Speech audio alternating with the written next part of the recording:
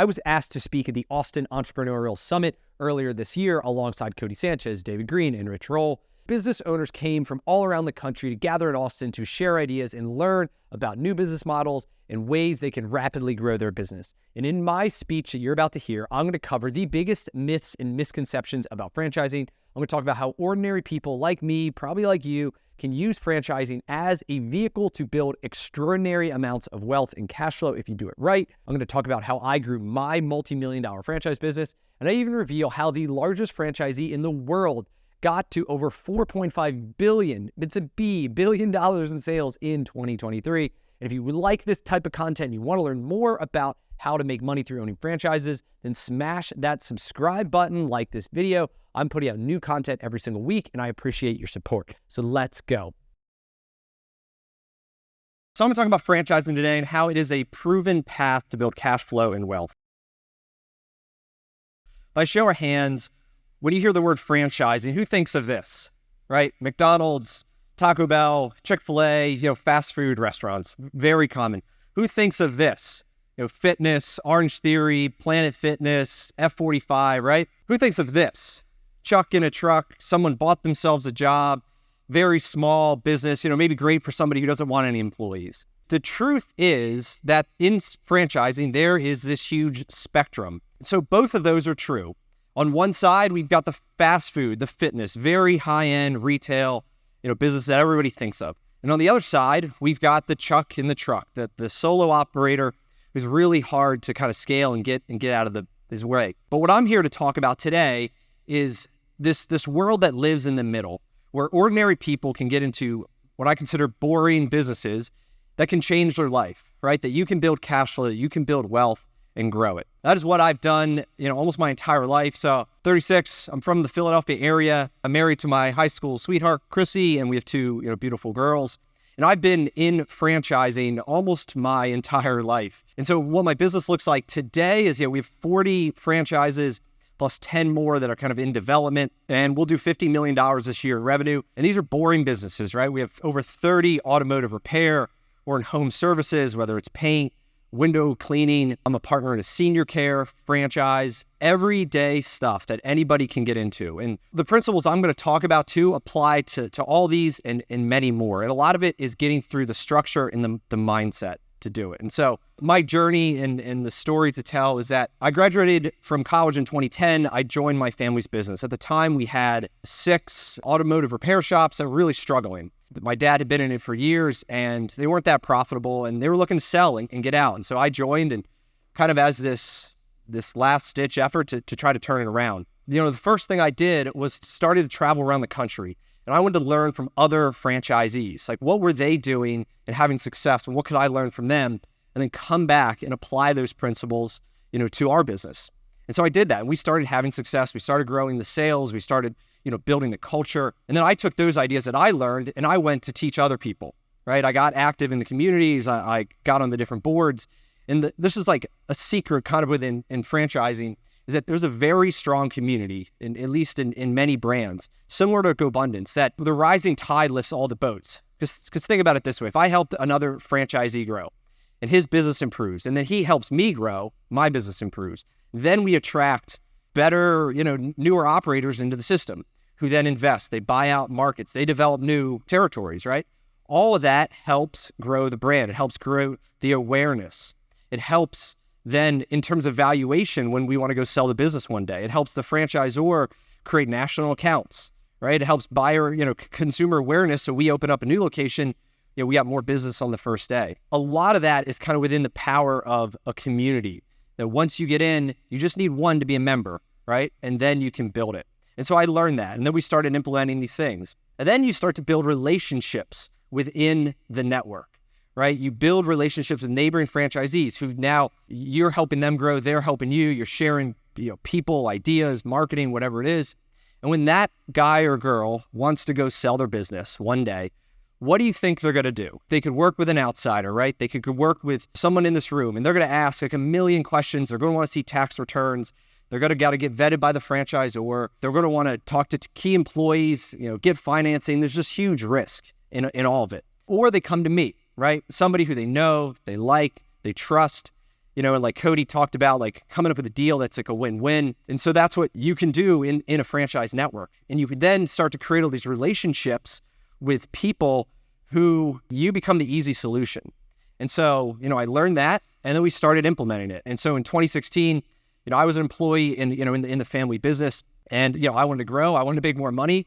And so I built relationships with other franchisees and struck a deal in 2016 got a loan, bought these 2 locations, separate entity, and then used the money that we were making from those 2 to then compound it, to buy another one in 17, another 2 in 18, another one in 19. 21 comes along, we do a big deal into a new market, 7 locations, which opened the door to 4 more, and then 5 more, and then 2 more. And almost every single one of them using seller financing, because they know me, they trust me, right? They see me in the community, they see me helping other people, and I become the retirement plan. And I'm a better investment to them than other options. And for me, investing into my own business, that is the best option for me. I've had deals, we've gotten 800% returns on cash that we put in some of these deals. There's this power of compounding. And then it's not only compounding the business itself, but it's your people. At a certain point, about a year ago, we decided we were starting to kind of hit a wall with geographically how we wanted to grow the auto repair business. But we had a lot of great people on our team. And so then we started to say, how can we find new opportunities to allow these people to grow within our world? It was, one of the things that, David had talked about earlier. And so then we found another franchise that we thought would fit very well into the same model in terms of how do we market, how do we sell, how do we estimate, right? How do we close these things, which got us into the home service game. And so now we're taking the same principles that we've used to build one business, and now we can duplicate that to start to build another. And then once you start to learn that muscle in those systems, like Brian was talking about earlier, you can really start to have this exponential growth in the system. I don't have an MBA. I didn't invent anything. I'm not solving any new problems, right? I don't have industry knowledge. Like, I'm not a car guy. I don't really care about paint. I definitely, don't take care of any seniors. But like as a franchise owner, like that's not my job, right? My job is 3 things, which are to, number 1, hire great people. Like every franchise business is in the people business that just happens to do something. So we're in the people business that fixes cars, that paints houses, that takes care of our grandma, whatever it is.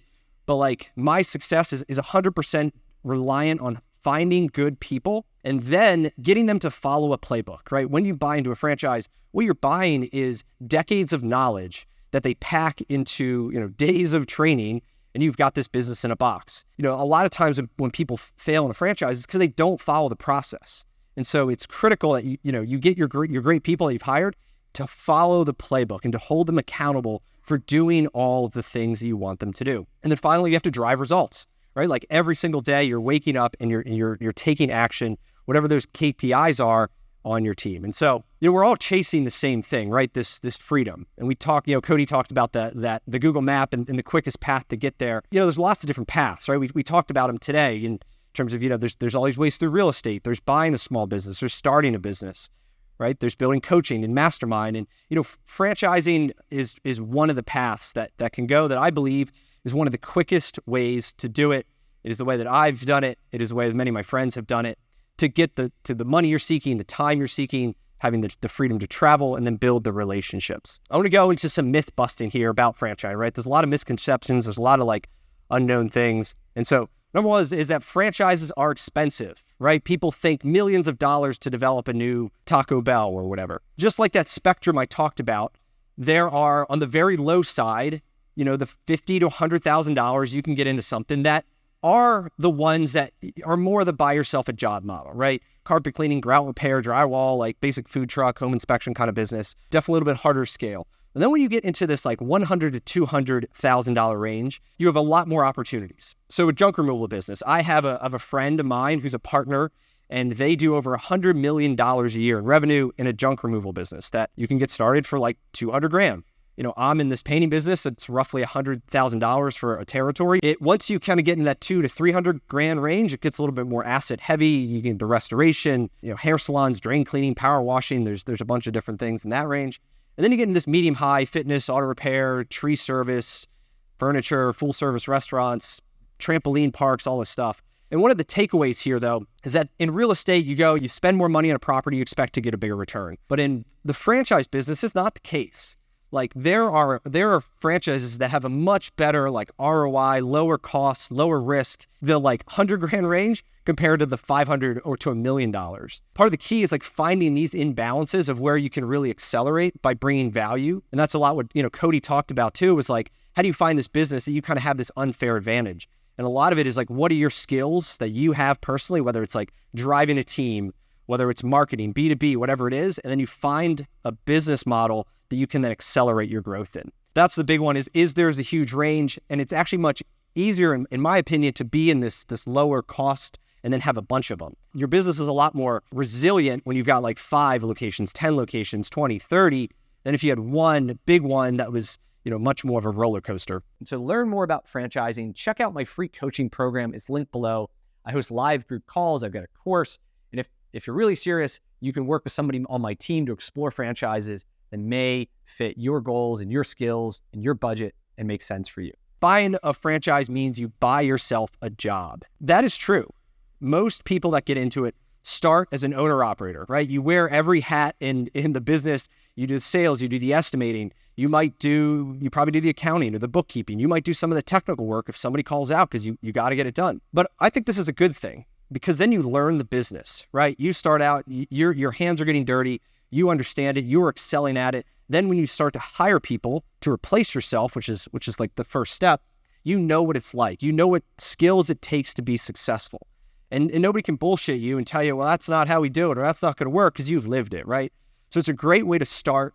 Even if you have the capital to hire a team, it's a great way to get started with it. But you don't want to live there forever. So you start to replace yourself. You figure out what are the low value tasks that I can hand off, whether it's the technical work, whether it's the sales side of it. And then you can focus on higher value tasks. And then you take that, and the next is you focus on growth. So you move from, I'm going to run one location or territory or business, whatever it is, to now I am going to have 3 of these, and I'm going to act now as the district manager, or whatever the title would be, where now you're the coach, right? You're overseeing the team, you're hiring the sales guys, you're training them, you're coaching them, but you're out of like the day-to-day weeds, and you're starting to unlock some more of that freedom that you have. And that's great, right? Now you're building up cash flow, and you decide, hey, the best investment I can make is in myself and my own business and not in the stock market, real estate, anywhere else. And I'm going to expand, and I'm going to buy 2 more locations, and I'm going to hire a district manager. I'm going to replace myself to take over that role. And so I'm going to take one of my best guys from one of my first 3, whatever it is, and I'm going to promote him up. Now he is going to be the coach. He is going to be the guy leading the calls with my team every morning. He's going to be the one dealing with the customer issues and dealing with all this stuff that he's got to do. And then I can spend my time continuing to focus on the higher value tasks, which would be continued growth.